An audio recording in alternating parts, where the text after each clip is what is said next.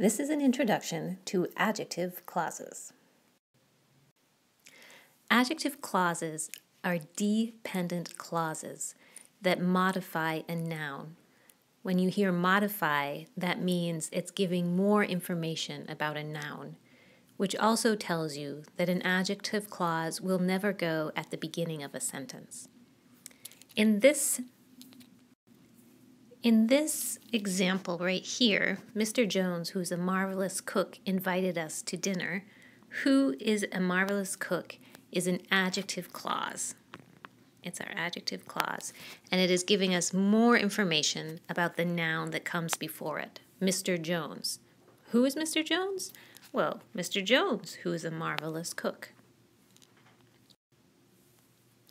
Adjective clauses begin with these words that are either called a relative clause or a subordinator. Who, whom, whose, that, which, when, where, and why. Who, whom, whose, that, and which are the more common subordinators, and when, where, and why are the less common subordinators. Let's take a moment to review when you use each of the subordinators. So who we use after a person. So the little girl who is playing the violin is my cousin. Which is used after a thing. He has a large backpack, which is nonetheless lightweight. Backpack is a thing, so you used which. For that can be used for either a person or a thing. So who is only with people, which is only with things, but that can be who or things. The trees that line Main Street are going to be cut down soon. Whose shows possession. So the artist whose paintings you adore is coming to the area soon. And finally, whom is also used for people, but it is when whom is the object of the adjective clause and not the subject of the adjective clause. So my Uncle Boris, whom you met earlier today, is a writer. More about that in one moment. When is for time.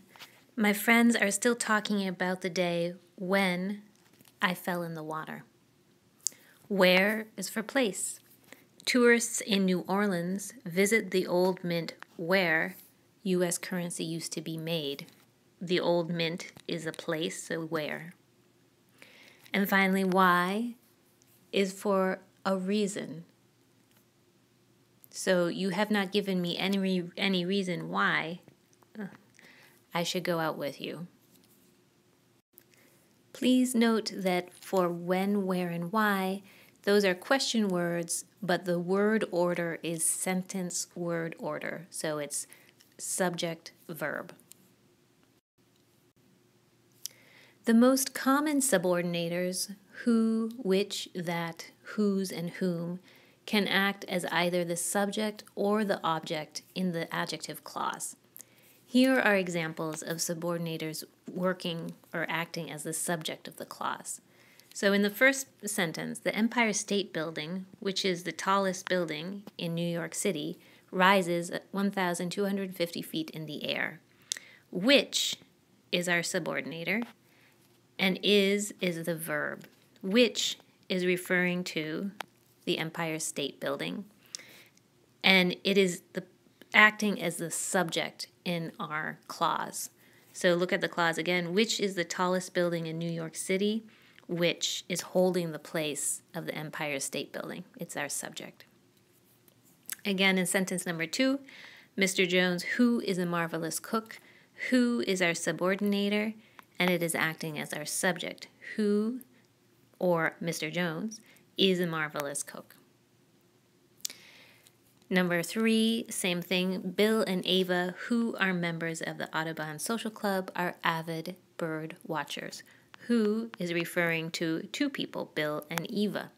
So notice that the subject-verb agreement needs to match. So in the second sentence, Mr. Jones is one person, so our verb is who is a marvelous cook. But in the third one, Bill and Eva are two people, it's plural, so our verb becomes who are members of the Audubon Social Club.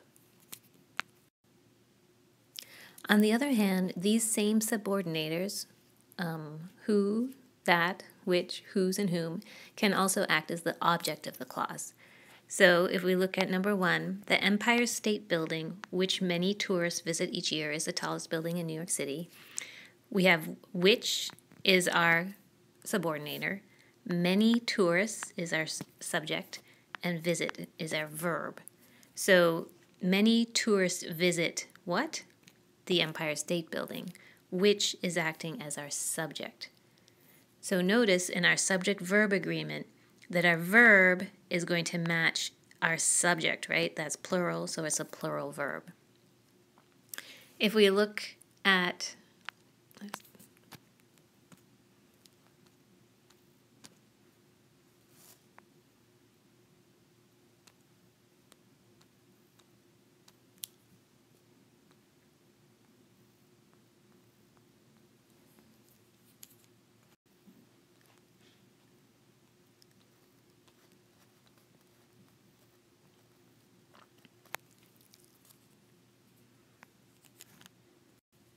And finally, in the third sentence, this is the one that often people get confused about, but it's the same idea. David Marchand, whom I find unbearable, has been assigned to my team.